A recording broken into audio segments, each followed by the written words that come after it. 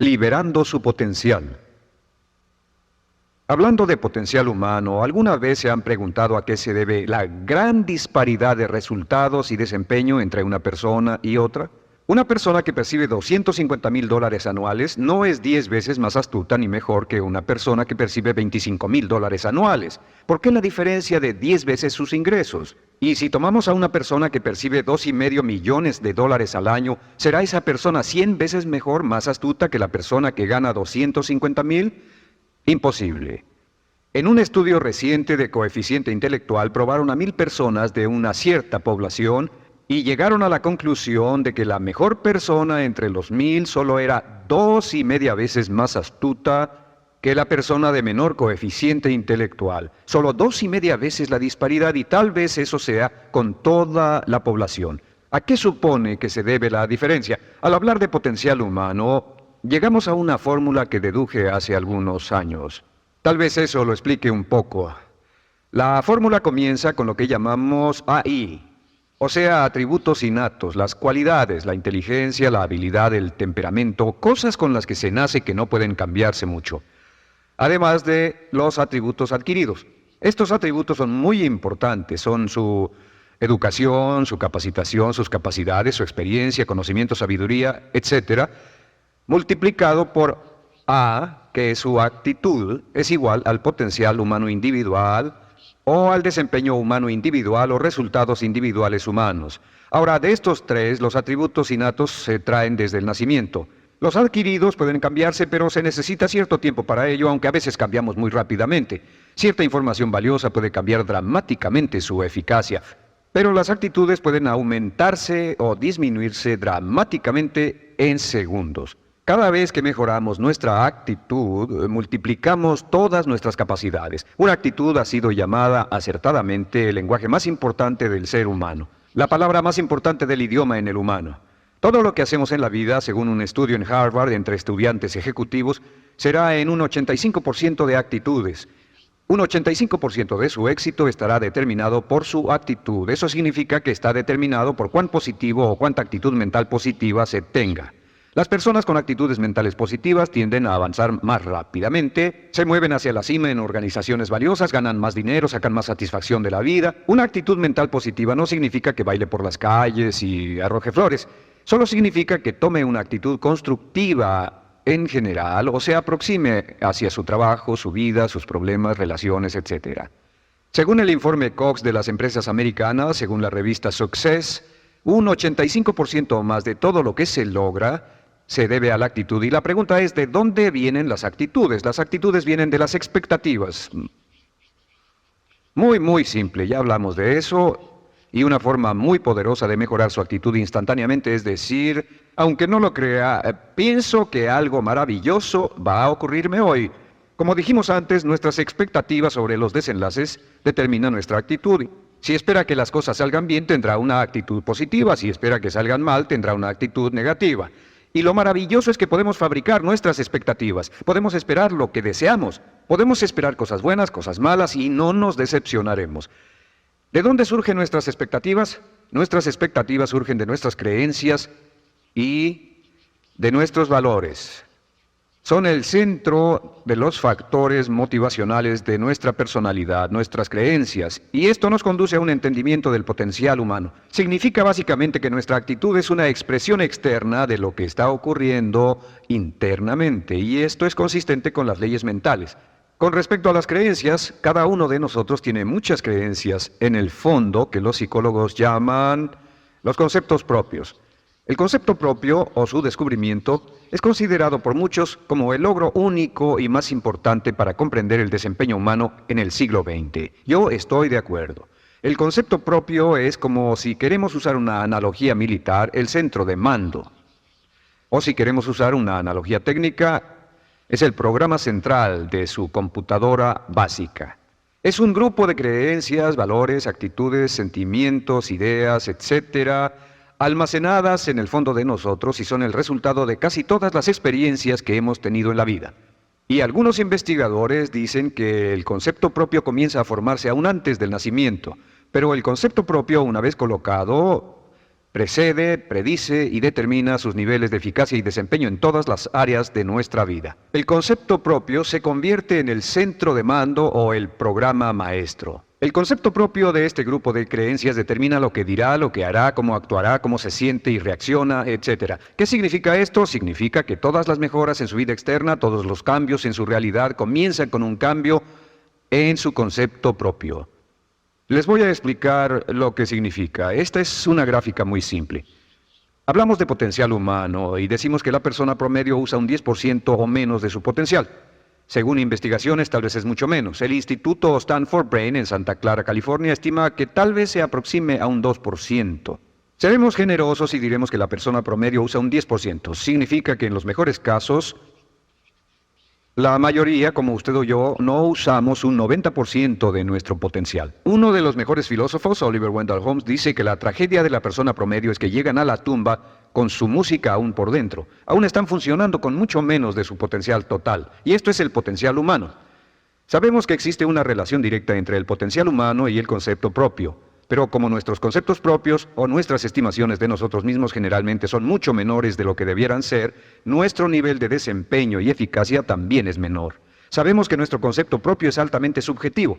¿Qué significa esto? Significa que el concepto propio, lo que pensamos que es cierto sobre nosotros mismos, no está basado en la realidad, está basado en información que hemos tomado y aceptado como cierto, hasta el grado en que creemos lo que sea de nosotros mismos y se vuelve cierto para nosotros porque actuamos de una forma consistente con ello. Algunas personas que leen sus horóscopos y creen en horóscopos predicen su futuro. Hay algunas personas que toman la crítica y las opiniones de otros a quienes ni siquiera respetan y hacen suyas esas ideas, dando un resultado muy negativo. Lo que piense, lo que acepte como cierto, se vuelve cierto para usted.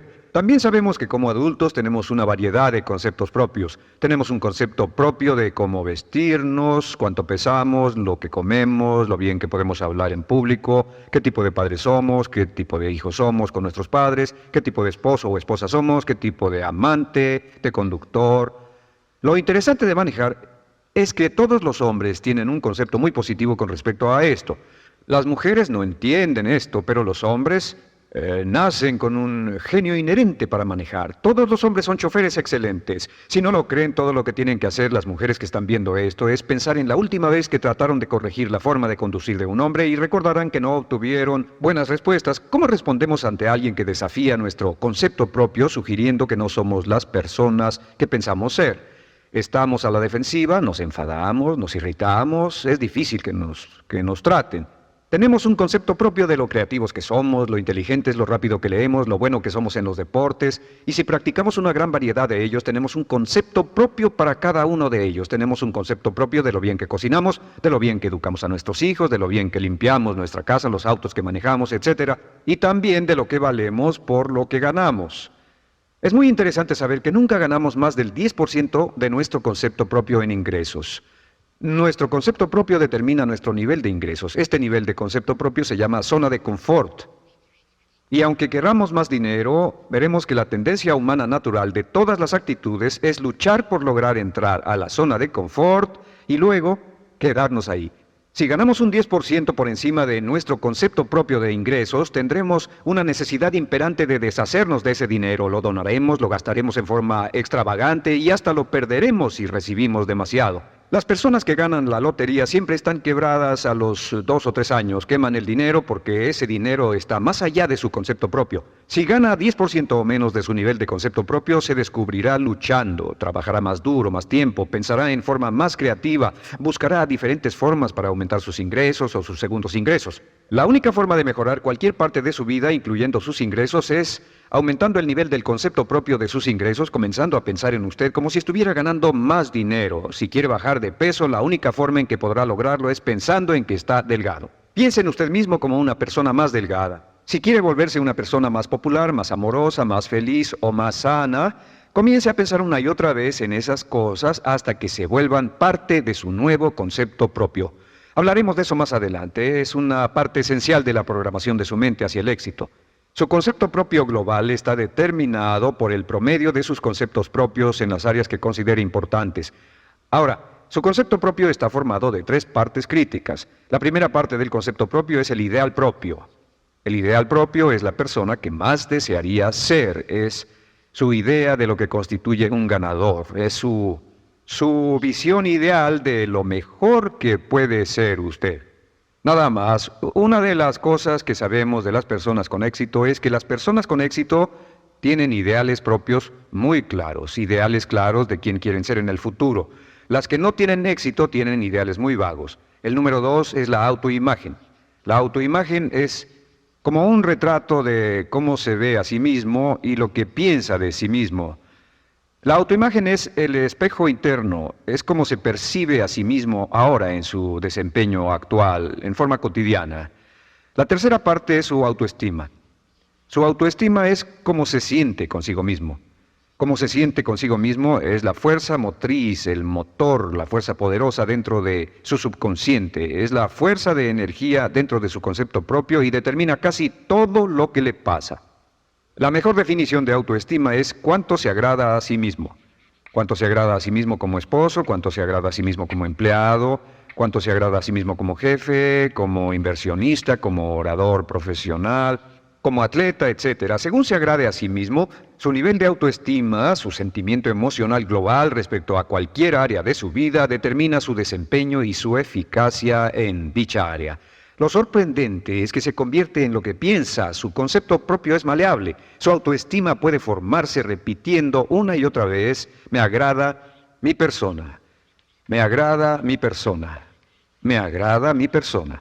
Me agrada mi persona, me agrada mi persona, me agrada mi persona. Entre más se repita, me agrada mi persona, me agrada mi persona, entre más lo repita una y otra vez, más crecerá su autoestima y entre más crezca su autoestima, más crecerá su concepto propio global. Cuando crezca su concepto propio global, su desempeño será mejor en todo lo demás que emprenda. Cada vez que diga, me agrada mi persona, me agrada mi persona, me agrada mi persona, me agrada mi persona, me agrada, será como bombearse psicológicamente. Todo lo que pase que haga que su autoestima suba hará que se comporte mejor. Todo lo que haga que su autoestima baje hará que se comporte peor, que cometa errores, que sea infeliz, etc. Un punto crítico de agradarse a sí mismo, sobre autoestima y agradarse a sí mismo, es que, número 1, nunca puede querer a nadie más de lo que se quiere a sí mismo. Que su nivel de autoestima es determinante de la calidad de relaciones que tenga con los demás. Y número 2, es que nunca puede esperar que nadie más lo quiera o respete más de lo que se respeta a sí mismo. Cuanto se agrade o se respete a sí mismo, determina sus actitudes hacia usted. Todas las escuelas de psicología actualmente están de acuerdo en el hecho de que depende de lo que usted realmente se quiera y se respete a sí mismo como un ser humano valioso e importante, tiene efecto sobre todo lo que le pase. Cuánto se agrade a sí mismo y lo que puede hacer es mejorar su autoestima diciendo me agrada mi persona, me agrada mi persona, me agrada mi persona, me agrada mi persona. Y esto nos lleva a la pregunta, ¿de dónde viene el concepto de autoestima? Y descubrimos que el concepto propio es maleable, puesto que no nace con este concepto propio, no nace con ninguna idea sobre sí mismo, no nace con autoimagen ni autoestima, nace en cierto modo como potencial propio. Es la mejor forma de plantearlo. La persona promedio llega al mundo como potencial puro y no tiene el concepto propio de que todo lo que es ahora, todo sentimiento que tiene, toda actitud o valor, tuvo que aprenderlo en el transcurso de su vida. También sabemos que el niño llega al mundo con una necesidad imperante de amor y contacto. Y como una gran cantidad de investigaciones lo indican, necesitamos mucho amor y contacto durante toda nuestra vida, pero en especial durante nuestros años de formación, porque de niños aprendemos quiénes somos, cuánto valemos, si somos importantes, inteligentes, amorosos, chistosos. Todo esto lo aprendemos por la forma en que nuestros padres nos tratan. Si nuestros padres, nuestros parientes, tíos o tías, en especial nuestros padres, nos tratan como si fuéramos realmente importantes, crecemos pensando que somos realmente importantes, pero si nuestros padres no lo hacen, pasa algo más. Sabemos que los primeros años de vida son los más importantes para el desarrollo del concepto propio, que un niño comienza a partir de cero. El niño nace sin saber quién es él o ella. Son sumamente valiosos el primero, segundo, tercero, cuarto y quinto años de vida. Algunos psicólogos pensaban que eran los 5 primeros años, pero ahora dicen que son los 3 primeros años. En sus 3 primeros años de vida el niño aprende quién es y dicen que si se les da suficiente cantidad y buena calidad de amor en los 3 a 5 primeros años, los prepara usted de por vida. Los coloca en una base sólida de autoestima y confianza en sí mismos, valor e importancia realmente. Existe una relación directa entre la calidad y la cantidad de amor y el desarrollo de una personalidad sana. Entre más amor, amor incondicional, reciba un niño en sus años formativos, más fuerte será la base de su personalidad. El reverso de la educación es que casi todos los problemas de psicosis, neurosis, perturbaciones de la personalidad y problemas de comportamiento surgen de los problemas que se tengan con el concepto propio. Ahora observemos a los adultos. Aquí está nuestra personalidad adulta. Si nos observamos, podemos llegar a reparar nuestras bases, por así decirlo, repitiéndonos una y otra vez: me agrada mi persona, me agrada mi persona, me agrada mi persona, y llevamos ese concreto reparador hacia la base de nuestra personalidad. Los niños necesitan el amor como las rosas necesitan la lluvia. Los niños que carecen de amor a menudo mueren por escasez de amor. Es una enfermedad llamada marisma. Ahora, ¿qué más sabemos sobre los niños? Sabemos que los niños llegan al mundo con dos atributos notables. El primero es que no sienten temor. Los niños nacen sin temores. No temen a nada excepto a caerse y a los ruidos fuertes. Y esto se expresa en sus actitudes: yo puedo. Los niños llegan al mundo pensando que pueden hacer cualquier cosa, y quien haya criado a un niño hasta la edad de 3, 4 o 5 años sabe que debe pasar esos primeros años evitando que se maten, porque son como pilotos japoneses, porque no le tienen miedo a nada. Su segundo atributo es que llegan al mundo totalmente espontáneos. Dicen lo que quieren, hacen lo que quieren, son totalmente desinhibidos. Totalmente. Ellos no temen hacer nada de lo que desean, y esto se expresa en su actitud: no quiero, no tengo que hacerlo. Si ha tratado de controlar a un niño, lo habrá visto. Lo primero que dicen cuando comienza a darle órdenes, lo primero que aprenden es: no tengo que hacerlo. Claro, a veces cambiamos sus mentes de una u otra forma, pero estos son los dos atributos con los que los niños llegan al mundo. Llegan al mundo sin temores y desinhibidos. ¿Qué significa esto? Significa que nuestro derecho innato natural es no ser temerosos y ser desinhibidos. Y solo cuando podemos crear la misma situación en nuestra vida adulta, cuando no tememos y somos desinhibidos, nos sentimos a gusto con nosotros mismos. Las mejores organizaciones, las mejores compañías son las que crean un ambiente donde nos sentimos sin temores y sin reservas para ser nosotros mismos y para hacer lo mejor de nosotros. Al crecer descubrimos que los niños aprenden de dos maneras. La primera es por imitación. Imitan a uno o a ambos padres, en especial al padre dominante.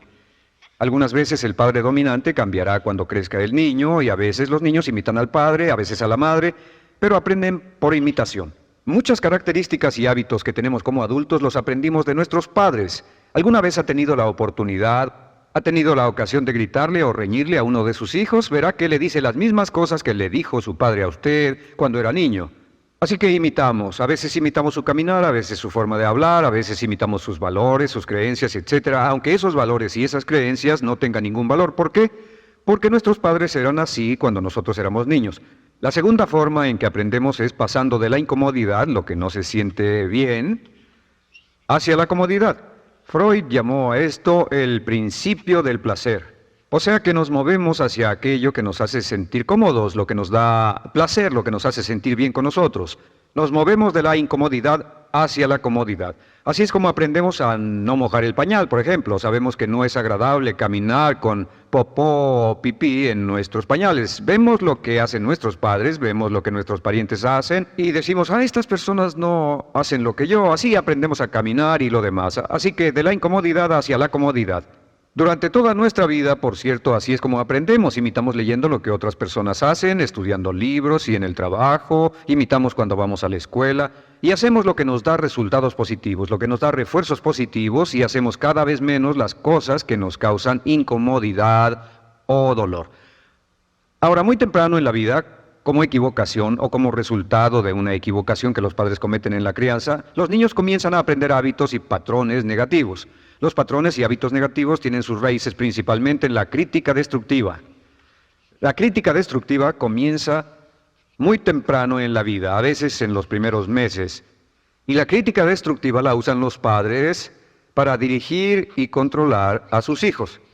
Desafortunadamente, tiene un efecto muy peligroso y dañino sobre nosotros, ya que la crítica destructiva tiende a minar la integridad de la personalidad del niño.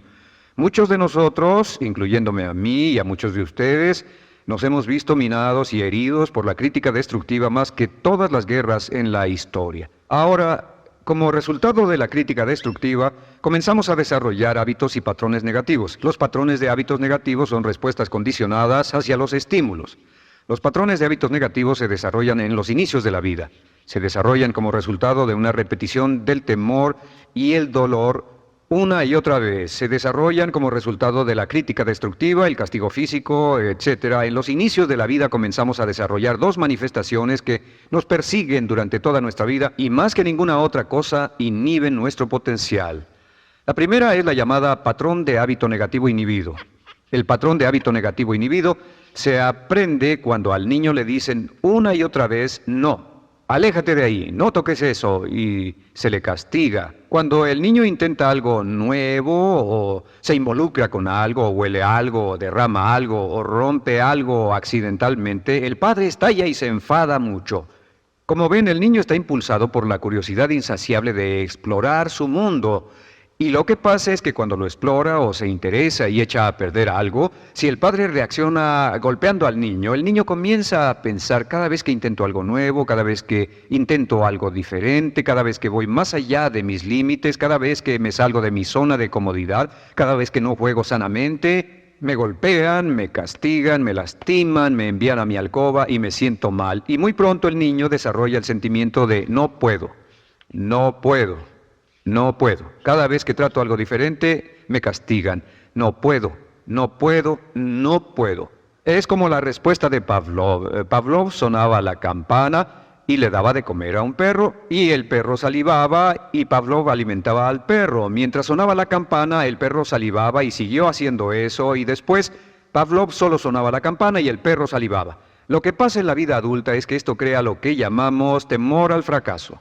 El temor al fracaso es una respuesta condicionada a un proceso de crítica destructiva que ocurre en los primeros 5 o 6 años de la vida.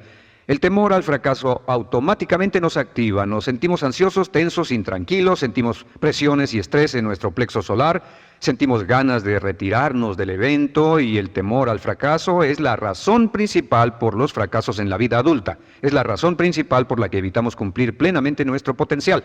De hecho, todos los patrones de hábitos negativos se experimentan en el cuerpo físico.